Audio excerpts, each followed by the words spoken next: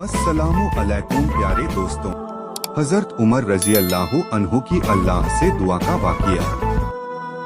एक मर्तबा हजरत उमर रजी अल्लाहु अन्हु मक्का मुकर्रमा से लौटकर मदीना की तरफ आ रहे थे। रास्ते में रात हो गई तो वहीं पड़ाव डाला। आप खुले मैदान में सोए हुए थे। अचानक आपकी आंख खुली तो देखा कि आसमान पर 14वीं का चांद नूर बरसा रहा था। जब हजरत उमर रजी अल्लाहु अन्हु ने आसमान के चांद को देखा तो उन्हें बेख्तियार मदीने का चांद याद आ गया।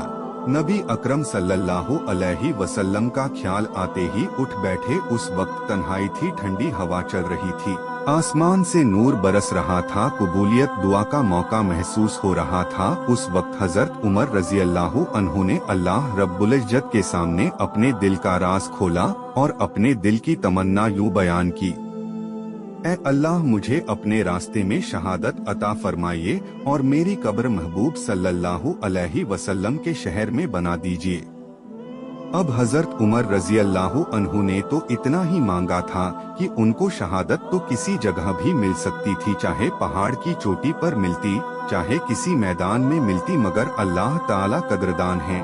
अल्लाह ताला ने उनकी तमन्ना को पूरा किया, मगर किस अंदाज में किया कि हजरत उमर रजी अल्लाहु अन्हु बावजूद हैं, मुसल्ले नबवी पर खड़े हैं, कुरान पाक की तिलावत कर रहे हैं। इस कुर्ब व एहसान की कैफियत में अल्लाह रब्बुल इज्जत ने हजरत उमर रजी अल्लाहु अन्हु को शहादत अता फरमा दी। वह ज़ख्म उसी वक्त लगा था। मुसल्ले नबवी पर शहादत का मर्तबा अता फरमा देना अल्लाह की तरफ से कदरदानी नहीं तो और क्या है। उन्होंने तो सिर्फ शहादत मांगी थी, मगर उनकी उम्मीद से बढ़कर उनके साथ खैर का मामला किया गया।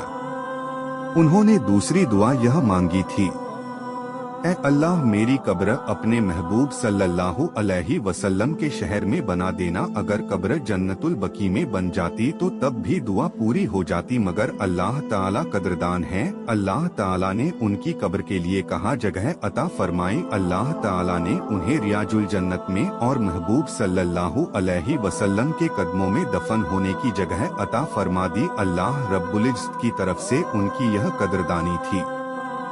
इंसान की जिंदगी और कब्र का वाक़िया। स्पेन से कंबल मंगवाए सोने के लिए, 10 बरस भी न सोने पाए थे कि हमेशा के लिए मिट्टी की चादर ओढ़कर सो गए। बड़े सारे डिजाइन देखकर पलंग बनवाए, बेड बनवाए और जब उठे तो एक पल में उठकर चले गए और जाकर मिट्टी के बिस्तर पर हमेशा के लिए सो गए। अपनी ख्वाबगाह में बड़े डिजाइन की लाइटें लगवाईं, बड़े खूबसूरत कुमकमों में बल्ब लगाए और कुछ दिन भी नहीं रहने पाए थे कि उठकर अंधेरी कोठरी में जाकर सो गए। हर वक्त अपने घर को चमकाने वाले जाकर वहशत और तन्हाई के घर में और कीड़ों के साथ जाकर सो जाते हैं। बदन पर कोई चुनटी आ जाए तो आदमी उसको झाड़ देता है, मार देता है।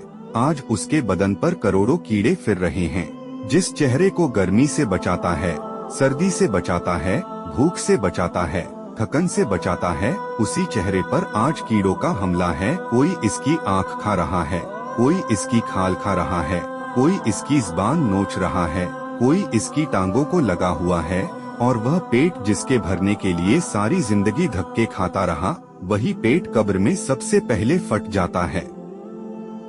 अल्लाह ताला ने फरमाया कि ऐ मेरे बंदे, दुनिया को लालच की नजर से मत देखा कर।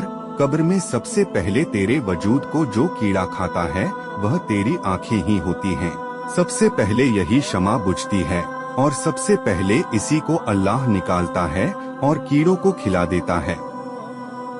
तो जिस इंसान का यह हैरतनाक अंजाम हो कि मौत उसकी शिकारी हो, आफतों के फंदे उसके चारों तरफ कायम किए जा चुके हों, मुसीबतों की खाइयां कदम कदम पर उसके लिए खोदी गई हों, गमों के बादल कभी उसके ऊपर से हटते ही न हो, खुशियों की किरण बिजली की चमक की तरह आकर गुजर जाती हो, परेशानियों और फिक्रों के समुद्रों में डूबा हुआ हो और बीमारियां उसके साथ अपना रोल अदा कर रही हों, दोस्तों की बेवफाइयां और औलाद की नाफरमानियां उसके दिल पर नश्तर चला रही हों, कब्र उसको रोजाना पुकार रही हो, मैं तन्हाई का घर हूँ, मैं अंधेरों का घर हूँ, कीड़े मकोड़ों का घर हूँ, मेरे पास आना है तो कोई सामान्य सफर लेकर आना। आप जरा जिंदगी की गहराई में देखें कि यह कितनी बेपायदार, बेसबात, बेवफा, बेकरार जिंदगी है।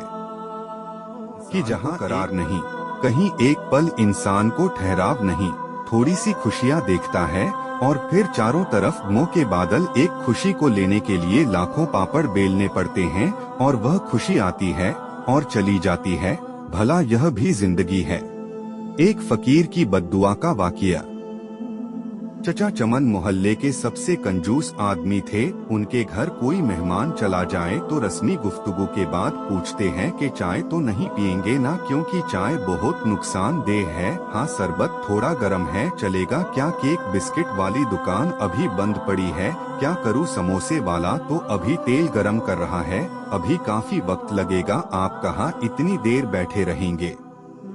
बेचारा मेहमान ये सुनकर शर्मिंदा हो जाता। एक दिन दोपहर को किसी फकीर ने उनके घर का दरवाजा खटखटाया। चचा चमन ने दरवाजा खोले बगैर पूछा, कौन है? फकीर बोला, बेटा मेहरबानी करो, मुझे कुछ पैसे दे दो, मेरे पास सब्जी है, रोटी खरीद कर खा लूंगा। चाचा चमन ने बोला, जाओ जाओ, दफा हो जाओ, नहीं है मेरे पास पैसे, पता नहीं कहाँ से ऐसे भिखारी आ जाते हैं मांगने के लिए, खाने से दिल नहीं भरता। चाचा चमन ने बेचारे फकीर को खूब बातें सुनाई।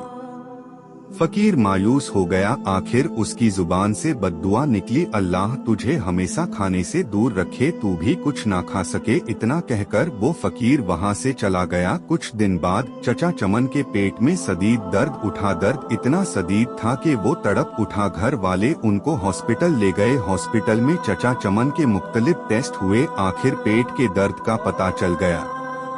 डॉक्टरों ने हिदायत की कि 15 से 20 दिन तक हॉस्पिटल में ही रहना होगा ताकि मुकम्मल इलाज किया जा सके। हॉस्पिटल से जब घर वापस आए तो कमजोरी से निढाल थे, बहुत बुरा हाल था। कोई चीज हजम नहीं होती, दही भी कहते तो उल्टी हो जाती। डॉक्टर के पास जाते तो वो कहता कि शायद आपने बदपरहेजी की है। टेस्ट करवाते तो सब ठीक आता। दवा बाकायदगी से इस्तेमाल करने के बावजूद तबीयत संभलने में नहीं आ रही थी, रंग पीला पड़ गया था, थोड़ा सा खाने से भी उल्टी हो जाती। चचा चमन की रातों की नींद उड़ चुकी थी, उनको मौत का खौफ होने लगा। सोचते उन्हें नींद आ गई। ख्वाब में देखा कि पुलाव की देग के पास बैठे हैं, वो सबको चावल बांट रहे हैं। सुबह उठकर चचा चमन ने घर वालों को अपना ख्वाब सुनाया तो उन्होंने मशवरा दिया कि गरीबों को खाना खिलाओ। चचा चमन ने खेरो बावर्ची को बुलवाया और उससे पूछा कि पुलाव की 10 किलो की देग पर कितना खर्चा आ जाएगा। बावर्ची ने खर्च बताया। चचा चमन 10 किलो की देग पर होने वाले खर्च का सुनकर बड़े परेशान हुए, लेकिन फिर सोचा कि शायद खैरात करने से मैं ठीक हो जाऊं। उन्होंने इतवार की एक दोपहर को ये मुश्किल मरहला तय कर ही लिया। मोहल्ले के नौजवानों की मदद से मोहल्लेदारों और गरीब लोगों को खाना खिलाया। चचा चमन अब काफी पुरसुकून रहने लगे, लेकिन जब उस फकीर का ख्याल आता तो फिर वही मनहूस दर्द शुरू हो जाता। कई दिन ऐसे ही बीत गए। एक शाम को किसी फकीर की आवाज आई, अल्लाह के नाम पे दे दो बाबा। चचा चमन भाग कर गए तो देखा कि वही फकीर खड़ा था जिसने उन्हें बद्दुआ दी थी। चचा चमन उस फकीर का हाथ पकड़कर अपने घर के अंदर ले आए। फौरन ही उन्होंने अपने बड़े लड़के को होटल से कई किस्म के खाने लाने के लिए भेजा। कुछ ही देर में लड़का होटल से बहुत से खाने ले आया। चचा चमन और फकीर ने पेट भर कर साथ में खाया। जाते वक्त फकीर बहुत खुश था। एक हफ्ता इलाज के बाद चचा चमन मुकम्मल तौर पर सेहत याब हो चुके थे। अल्लाह तबारक व ताला हमें और आपको सीधे रास्ते पर चलने की तौफीक अता फरमाए। आमीन।